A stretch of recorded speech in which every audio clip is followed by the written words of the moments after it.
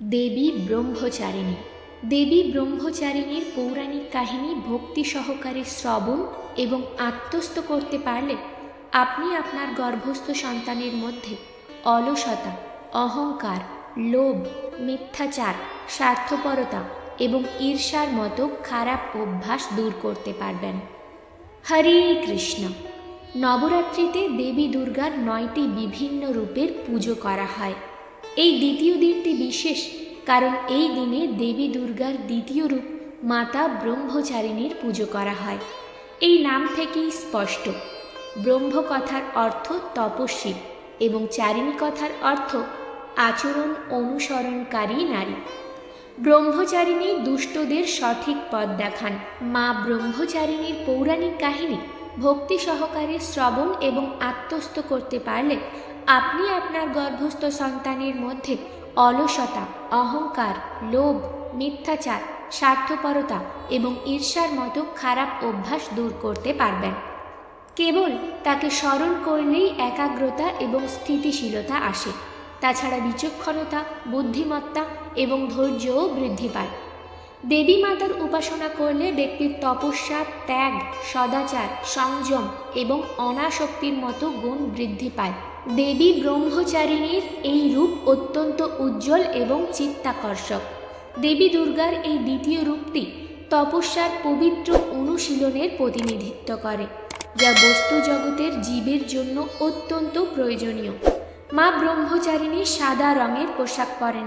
তার ডান হাতে একটি জপমালা এবং বাম হাতে একটি কমণ্ডল থাকে।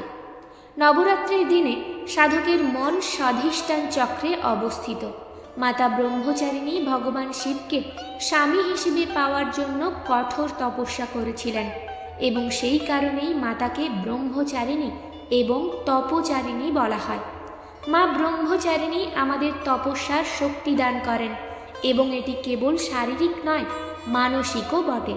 এবং মানসিক তপস্যার অর্থ হল আপনার ইন্দ্রিয়গুলিকে নিয়ন্ত্রণ করা এবং আপনার চেতনাকে শ্রীহরির ভক্তিতে নিবেদন করা, যার মাধ্যমে আপনার সন্তান হিন্দু ধর্মের রীতিনীতির দিকে অগ্রসর হতে পারবে।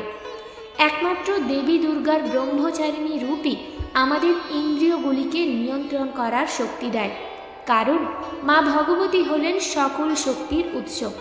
অতএব নবরাত্রির এই পবিত্র দিনগুলিতে মা দুর্গার উপাসনা করে আমরা শারীরিক এবং মানসিক শক্তি অর্জন করতে পারি এবং মা ব্রহ্মচারিণীর কাছ থেকে তপস্যা করার শক্তি পেতে পারি, যা আমাদের সন্তানের মঙ্গল বয়ে আনে। তাহলে আসুন এই নবরাত্রির শুভক্ষণে আমরা মা ব্রহ্মচারিণীর গল্প কথা শ্রবণ করি। তার আগে আপনার এবং আপনার গর্ভস্থ সন্তানের সর্বাত্মক মঙ্গল কামনায় এই কাহিনীটি সম্পূর্ণ শুনুন এবং যদি ভালো লাগে একটি লাইক করে আপনজনদের সঙ্গে শেয়ার করুন, যাতে তারাও মা ব্রহ্মচারিণীর পরম ভক্তিমূলক কথা শ্রবণ করতে পারে। যে সকল মায়েরা আমার চ্যানেলে নতুন, তারা চ্যানেলটিকে সাবস্ক্রাইব করে সঙ্গে থাকুন। এবার আসুন আমরা এগিয়ে যাই। দেবী পার্বতীর জন্ম পর্বতরাজ হিমালয় এবং তার স্ত্রী ময়নার ঘরে। সকল বিষয়ে পারদর্শী হওয়ার পরও যখন তাদের বিবাহের সময় এসে পৌঁছালো, তখন নারদ মুনি রাজা হিমালয়কে দেবী পার্বতীর হবু বরের কথা বললেন এবং ভগবান শিবের দিকে ইঙ্গিত করলেন। নারদ ঋষির আদেশ অনুসারে রাজা হিমালয় তার কন্যা পার্বতীকে নিয়ে ভগবান শিবের কাছে যান এবং তার কন্যাকে গ্রহণ করার জন্য তাকে অনুরোধ করেন। মহাদেব দেবী পার্বতীকে তার সেবায় গ্রহণ করেন, কিন্তু তার প্রতি মোটেও আগ্রহী নন। এটা দেখে দেবতারাও চিন্তিত হয়ে পড়েন। যদি এইভাবে চলতে থাকে তাহলে মহাদেব ও পার্বতীর বিবাহ সম্ভব হবে না। এই পরিস্থিতির সমাধানের জন্য দেবতারা তাদের সর্বোচ্চ ক্ষমতা দিয়ে কামদেবকে শিবের তপস্যায় ব্যাঘাত ঘটাতে পাঠান, কিন্তু ভগবান শিব কামদেবের ক্রোধের আগুনে পুড়ে ভস্ম হয়ে যান। এই ঘটনার পর দেবী পার্বতীর পক্ষে মহাদেবকে সন্তুষ্ট করা আরও কঠিন হয়ে পড়ে। তখন মুনিরাজ নারদ দেবী পার্বতীকে কঠোর তপস্যা করার পরামর্শ দেন এবং তাকে ভগবান শিবের পঞ্চাক্ষর মন্ত্র অর্থাৎ নমঃ শিবায় জপ করতে বলেন। তখন দেবী পার্বতী দৃঢ় সংকল্প করলেন যে যাই ঘটুক না কেন তিনি মহাদেবকে স্বামী হিসেবে পাবেনই। পিতামাতার আশীর্বাদ অনুসরণ করে দেবী পার্বতী তার দুই সখী জয়া এবং বিজয়াকে সঙ্গে করে গঙ্গা নদীর উৎপত্তি স্থলে অর্থাৎ গঙ্গা তীর্থে তপস্যা করতে বেরিয়েছিলেন। সেখানে পৌঁছে এক নির্জন বনে দেবী পার্বতী একটি পাথরে বসে এমন কঠিন তপস্যা শুরু করলেন যা মহান ঋষিদের জন্য কঠিন ছিল। গ্রীষ্মকালে তিনি আগুনের একটি বৃত্ত তৈরি করতেন এবং দিন রাত তার কেন্দ্রে বসে পঞ্চাক্ষর মন্ত্র জপ করতেন। বর্ষাকালে দেবী পার্বতী একটি পাথরের ওপর বসে মুষলধারে বৃষ্টিতে ভিজতেন। শীতকালে তিনি নিরাকার থাকতেন এবং অত্যন্ত ঠান্ডা জলে দাঁড়িয়ে অথবা বরফের পাথরের ওপর বসে তপস্যা করতেন। এইভাবে তিনি প্রচণ্ড ঝড়, কেদারনাথের তীব্র ঠান্ডা, মুষলধারে বৃষ্টি এবং প্রচণ্ড তাপের মুখোমুখি হয়েছিলেন। কিন্তু তার মনোবল বিন্দু মাত্র দমে যায়নি। কখনো তিনি ফল খেতেন, আবার কখনো তিনি কেবল পাতা খেতেন। তার তপস্যা আরও কঠিন করার জন্য তিনি পাতা খাওয়া বন্ধ করে দিয়েছিলেন, যার কারণে তার একটি নাম অপর্ণাও হয়। এইভাবে এই কঠিন তপস্যা করতে করতে 3000 বছর কেটে গেল। আর এত পরম ভক্তি ও অকল্পনীয় তপস্যার কারণে তার নামকরণ হয় ব্রহ্মচারিণী। তাহলে এই ছিল চৈত্র নবরাত্রির দ্বিতীয় দিনে মা ব্রহ্মচারিণীর ঐশ্বরিক কাহিনী। এবার আমরা দেবী ভগবতীর সাথে সম্পর্কিত আরেকটি পৌরাণিক কাহিনী শুনব, যা আপনার সন্তানের মধ্যে ধর্ম প্রতিষ্ঠা করতে সহায়তা করবে। একসময় ব্যাসদেব রাজা জন্মে গল্পে এই গল্পটির বর্ণনা করেছিলেন। আর সেই গল্পটি এরকম ছিল। অনেক বছর আগে হৈহৈ রাজবংশে একজন রাজা ছিলেন। তার নাম ছিল কীর্তিবীর্য। ধর্মের প্রতি সদা নিবেদিত ছিলেন তিনি। সেই শক্তিশালী রাজার 1000 বাহু ছিল, তাই তাকে সহস্র অর্জুনও বলা হতো। তিনি দত্তাত্রেয়র কাছ থেকে মন্ত্র দীক্ষা নিয়েছিলেন এবং এই সময় তাকে ভগবান বিষ্ণুর অবতার হিসেবে বিবেচনা করা হতো। দেবী জগদম্বা ছিলেন সেই রাজার অত্যন্ত প্রিয় দেবী। তিনি ছিলেন সবচেয়ে দক্ষ ব্যক্তি। তিনি সবকিছু দান করতে সক্ষম এবং রঘুবংশী ব্রাহ্মণদের মধ্যে তিনি ছিলেন যজমান। এই অত্যন্ত ধার্মিক রাজার বেশিরভাগ সময় দান প্রদানে ব্যয় হতো। তিনি অনেক যজ্ঞ করেছিলেন আর তিনি ব্রাহ্মণদের মধ্যেও প্রচুর সম্পদ বিতরণ করেছিলেন। সেই সময়ে রাজা কীর্তবীর্যের দানের কারণে রঘুবংশী ব্রাহ্মণরা অত্যন্ত ধনী হিসেবে পরিচিতি লাভ করেছিল। ঘোড়া, রত্ন ইত্যাদির আকারে তার বিপুল সম্পদের কারণে তিনি বিশ্বে অপরিসীম খ্যাতি অর্জন করেছিলেন। রাজা সহস্র অর্জুনের মৃত্যুর পর হৈহৈ রাজবংশের ক্ষত্রিয়রা একেবারে দরিদ্র হয়ে পড়ে।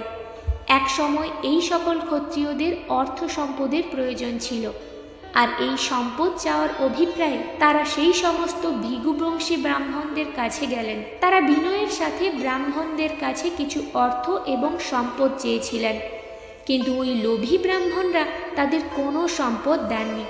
তারা বারবার বলতে থাকলো যে তাদের কাছে অর্থ নেই।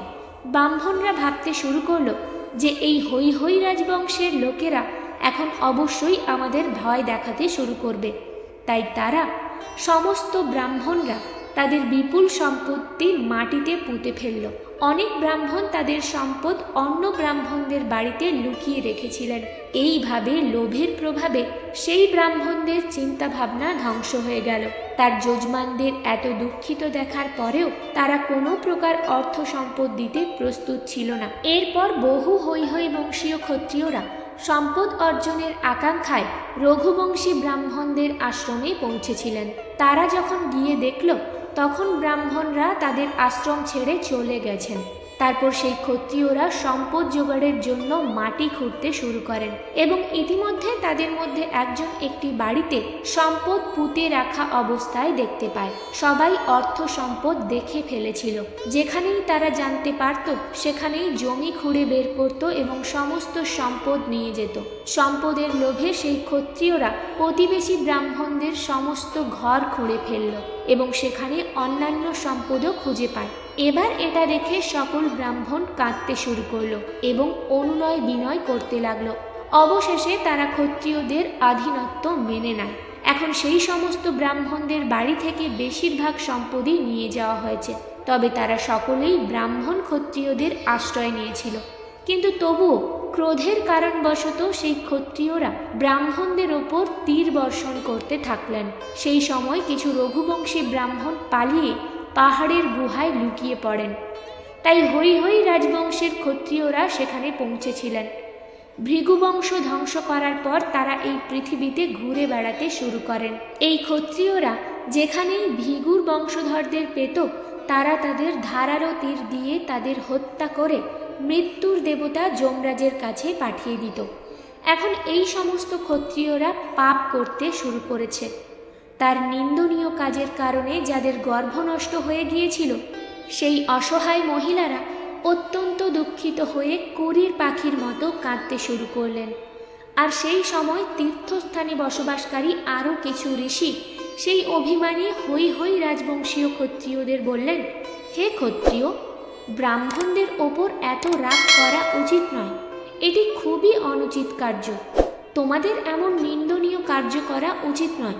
তোমরা ভৃগুবংশের নারীদের গর্ভ ধ্বংস করতে প্রস্তুত হয়েছ।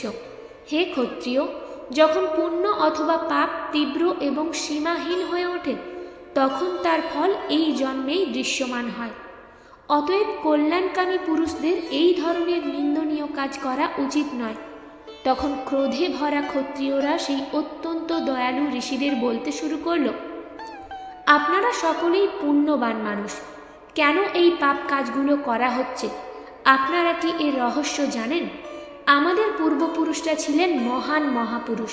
এই ব্রাহ্মণরা কূটনীতিতে পারদর্শী হওয়ায় তাকে প্রতারণা করে তার সমস্ত সম্পদ কেড়ে নিয়েছিল। এইসব ব্রাহ্মণ বগলার মতো। আমরা যখন প্রার্থনাপূর্বক তাদের কাছে আমাদের কার্যের জন্য অর্থ সম্পদ চেয়েছিলাম তখন তারা তা দিতে অস্বীকৃতি জানিয়েছিল। আমরা তাদের যজমান, আমরা অনেক কষ্টে ছিলাম, তারা তা জানত। আমরা তাদের কাছে অর্থের সামান্য কিছু চেয়েছিলাম, কিন্তু তারা বারবার বলতে থাকে, তোমাদের দেওয়ার মতো আমাদের কাছে কিছুই নেই। আমাদের পূর্বপুরুষ মহারাজ কীর্তবীর্য যখন তার সম্পত্তি তাদের হাতে তুলে দিয়েছিলেন তখন তারা কেন তার সমস্ত সম্পদের দেখাশোনা করতেন? তারা কেন যজ্ঞ করেননি? কেন ভিক্ষুকদের অনুরোধে কিছু দান করেননি? এটা একজন ব্রাহ্মণের কর্তব্য। তার কোনো প্রকার সম্পদ জমা করা উচিত নয়। আচার অনুষ্ঠান অনুসারে যজ্ঞ করা, দান করা এবং আরাম ও সুবিধার জন্য খাদ্য ও পানীয়র জন্য ব্যয় করাই তাদের কর্ম। হে বিপ্র, বলা হয়েছে যে যদি কারো ধন থাকে তাহলে রাজা, চোর, অগ্নি এবং ধূর্ত লোকেদের দ্বারা ভীষণ ভয় সৃষ্টি হয়। যে ব্যক্তি মৃত্যুবরণ করে সম্পদ সংগ্রহ করে সে নিজেকে তা থেকে বিচ্ছিন্ন করে এবং কঠিন দুর্গতি লাভ করে। তারা এই সমস্ত নিয়ম জানতেন। তারপরেও লোভের কারণে এই পুরোহিত ব্রাহ্মণরা সন্দেহের মধ্যে রয়ে গেল। দান, ভোগ এবং ধ্বংস হল অর্থের তিনটি গতি। ধার্মিকদের সম্পদ দান ও ভোগ বিলাসে ব্যয় করা হয় এবং পাপীরা ঠিক সেইভাবেই তাদের সম্পদ থেকে বঞ্চিত হয়। যে ব্যক্তি অর্থ দান করে না, খাদ্য ও পানীয়র জন্য ব্যয় করে না এবং কেবল তা জমা করে রাখে তাকে প্রচণ্ড কষ্ট ভোগ করতে হয় এবং শেষ পর্যন্ত তার সম্পদ ধ্বংস হয়ে যায়। এই কারণেই আমরা এইসব মানুষদের হত্যা করতে প্রস্তুত যারা নিজেদেরকে আমাদের গুরু বলে দাবি করে। তারা খুবই চালাক। আপনি একজন মহান মানুষ, তাই দয়া করে এই বিষয়ে রাগ করবেন না। এইভাবে ঋষিদের আশ্বাস দেওয়ার পর হৈ হৈ বংশের ক্ষত্রিয়রা তাদের দুষ্ট কার্যকলাপ চালিয়ে যেতে থাকে। অর্থের লোভে সেই ক্ষত্রিয়রা ব্রাহ্মণদের ওপর অত্যাচার করত। লোভে ভরা ব্যক্তির বুদ্ধিমত্তা নষ্ট হয়ে যায়। কোনো পাপী ব্যক্তি কোনো খারাপ কাজ করতে পারে না। কাম, ক্রোধ এবং অহংকার এই তিনটিই শত্রু, কিন্তু এই মানুষগুলি এদের চেয়েও বড় শত্রু। এইভাবে হৈ বংশের ক্ষত্রিয়রা দুষ্ট মনের হয়ে ভার্গব বংশের সমস্ত ব্রাহ্মণদের হত্যা করে। হৈ রাজবংশের ক্ষত্রিয় ভার্গব বংশের মহিলারা যখন এই কথা জানতে পারলেন, তখন তারা প্রচণ্ড যন্ত্রণা অনুভব করতে লাগলেন। তারপর সেই জীবন নিয়ে খুব ভীত এবং হতাশ হয়ে পড়েন এবং হিমালয় পর্বতমালায় চলে যান। সেখানে নদীর তীরে তারা মা গৌরীর একটি মাটির মূর্তি তৈরি করে স্থাপন করেন এবং তারা নিরাহার থাকা অবস্থায় উপাসনা শুরু করলেন। এখন তারা তাদের মৃত্যুকে তাদের সামনে দেখতে পাচ্ছিল। সেই সময় দেবী সেই মহীয়সী নারীদের স্বপ্নে আবির্ভূত হয়ে বললেন, তোমাদের একজন নারীর উরু থেকে একজন পুরুষ জন্ম নেবে। সেই পুরুষ আমার অবতার, তিনিই তোমাদের কার্য সম্পন্ন করবেন। এই বলে দেবী জগদম্বা অন্তর্ধান হলেন। যখন মহিলারা জেগে উঠলেন, তখন তারা খুব খুশি হলেন। সেই বুদ্ধিমতী মহিলাদের মধ্যে একজন গর্ভবতী হয়ে পড়েন। তার হৃদয়ও ভয়মুক্ত ছিল না। বংশ বাড়ানোর জন্য সে সেখান থেকে পালিয়ে গেল। ক্ষত্রিয়রা তাকে পালিয়ে যেতে দেখে। যখন তিনি দেখলেন যে এই ব্রাহ্মণ মহিলা মুখমণ্ডল দীপ্তিতে উজ্জ্বল, তারপর তারা তার পেছনে দৌড়ে গেল এবং বলল, এই মহিলাকে বন্দি করে হত্যা করো, কারণ গর্ভধারণের পর সে এখান থেকে চলে যাচ্ছে। এই বলে তারা তরবারি হাতে মহিলার কাছে গেলেন। ভীত সতস্ত্র হয়ে সেই মহিলাটি ক্ষত্রিয়দের তার দিকে আসতে দেখে কাঁদতে শুরু করলেন। গর্ভের শিশুটি শুনতে পেল যে মা কাঁদছেন। এই অবস্থা খুবই করুণ এবং এটি রক্ষা করার আর কেউ নেই। ক্ষত্রিয়দের কাছ থেকে মুক্তি পাওয়ার কারণে তার চোখ থেকে অশ্রু ঝরছে। মনে হচ্ছে গর্ভবতী হরিণটি সিংহের নখের মধ্যে পড়ে গেছে। তার মাকে কাঁপতে কাঁপতে চোখে জল দেখতে পেয়ে গর্ভের শিশুটির রাগের সীমা রইল না। উরু ছিঁড়ে সে তৎক্ষণাৎ বেরিয়ে এলো, যেন দ্বিতীয় সূর্যের আবির্ভাব হলো। সেই সুন্দর বালকটি আবির্ভাবের সাথে সাথেই সেই ক্ষত্রিয়দের চোখের আলো কেড়ে নিল। মনে হচ্ছিল যেন সেই বালকটির দিকে তাকিয়ে থাকা সমস্ত ক্ষত্রিয়রা অন্ধ হয়ে গেছে, জন্মান্ধ ব্যক্তির মতো। তারা পাহাড়ের গুহায় এখানে সেখানে ঘুরে বেড়াতে লাগলো। এই শিশুটিকে দেখার পরই তারা কিভাবে অন্ধ হয়ে গেল তা বুঝতে পারছিল না। এর থেকে বোঝা যায় যে এই ব্রাহ্মণ নারীর প্রভাব রয়েছে, কারণ তারা অবশ্যই সতীত্বের প্রবল শক্তি থাকতে হবে। পতিব্রতা নারীদের সংকল্প কখনোই বৃথা যেতে পারে না। যখন সে দুঃখী, তখন সে কি না করতে পারে, এই ভেবে সে অন্ধ এবং হতাশ হয়ে রইল। হাই বংশের ক্ষত্রিয়রা সেই নিষ্ঠাবান ব্রাহ্মণ নারীর কাছে আশ্রয় নিয়েছিল। তার বিশুদ্ধ বুদ্ধি হারিয়ে তারা হাত জোড়ো করে ভীত ব্রাহ্মণ মহিলার কাছে প্রণাম করল। তিনি ব্রাহ্মণ মহিলাদের কাছে প্রার্থনা করে বললেন, হে মা, এখন আপনি খুশি হন, আপনি প্রসন্ন হন। আমরা আপনার দাস, এতে কোনো সন্দেহ নেই। আমাদের পাপী বুদ্ধির কারণে আমরা ক্ষত্রিয়রা একটি মহা অপরাধ করেছি এবং তার ফলস্বরূপ আপনার দৃষ্টিশক্তি দেখার সাথে সাথে আমরা সকলেই অন্ধ হয়ে গেলাম। হে মাতা, আমরা আপনার আশ্রয় নিয়েছি। অন্ধ হওয়া মৃত্যুর চেয়েও বেশি যন্ত্রণাদায়ক। অতএব দয়া করে আমাদের সম্পূর্ণ দৃষ্টি ফিরিয়ে দিন। আমাদের আবার দৃষ্টিশক্তি প্রদান করুন এবং আমাদের সকল ক্ষত্রিয়কে আপনার দাস করুন। আর তারপর আমরা আমাদের জায়গায় ফিরে যাব। আর কখনো এমন জঘন্য কার্য করব না। বছরের পর বছর আমরা যে অপরাধ করেছি তার জন্য আমাদের ক্ষমা করুন। সেই অন্ধ ক্ষত্রিয়দের হাত জোড়ো করে তার সামনে দাঁড়িয়ে থাকতে দেখে ব্রাহ্মণ মহিলা তাদের বললেন, হে ক্ষত্রিয়, আমি তোমাদের দৃষ্টিশক্তি কেড়ে নিইনি, এটা নিশ্চিত। আমার আপনাদের ওপর কোনো রাগ নেই। আমি আপনাদের পেছনে আসল কারণটি বলছি, শুনুন। ভৃগুবংশের প্রদীপ এই শিশুটি আমার উরু থেকে জন্মগ্রহণ করেছে। আপনারা তার ক্রোধের শিকার হয়েছেন। বালকটি রেগে গিয়ে আপনার চোখে ধাঁধানো করে দিয়েছে। ভৃগুর বংশধররা ছিলেন নির্দোষ, ধার্মিক এবং উজ্জ্বল।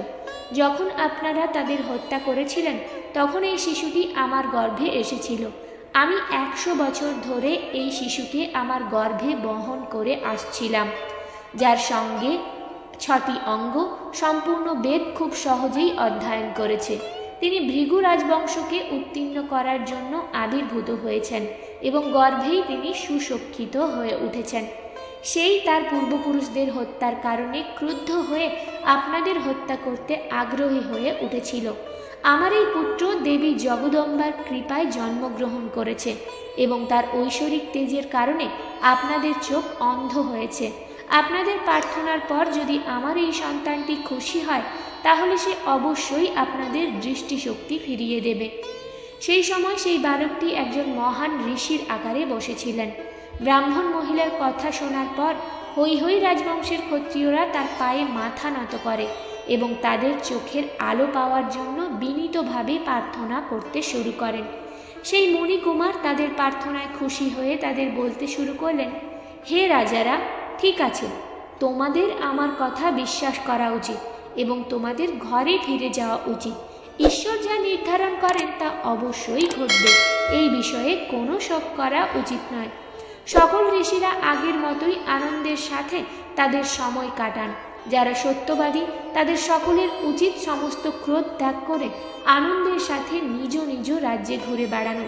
এইভাবে সেই মেধাবী বালকের কাছ থেকে শিক্ষা লাভের পর হৈহৈ রাজবংশের ক্ষত্রিয়রা অনুমতি নিয়ে নিজ নিজ স্থানে চলে গেল। এখন তাদের চোখ আগের উজ্জ্বলতা ফিরে পেয়েছে। ব্রাহ্মণ মহিলাও সেই দৈব শিশুটিকে নিয়ে তার আশ্রমে ফিরে আসেন, যিনি দীপ্তমান এবং পৃথিবীর রক্ষক হিসেবে আবির্ভূত হয়েছিলেন। সে তার খুব যত্ন সহকারে বড় করতে শুরু করেন। আর এইভাবে সেই ছেলেটি রঘুবংশী ব্রাহ্মণদের বংশ রক্ষা করেছিল। ভগবতী দেবী ব্রহ্মচারিণী অর্থাৎ মাতা পার্বতীর কৃপায় এই শিশুটি জন্মগ্রহণ করেছিলেন। তাহলে মায়েরা, এই ছিল মাতা ব্রহ্মচারিণীর দুটি পৌরাণিক কাহিনী। আশা করি আপনি এই গল্পের মাধ্যমে অনেক জ্ঞান অর্জন করেছেন এবং সেই জ্ঞান সরাসরি আপনার সন্তানের মাধ্যমে সঞ্চারিত হোক।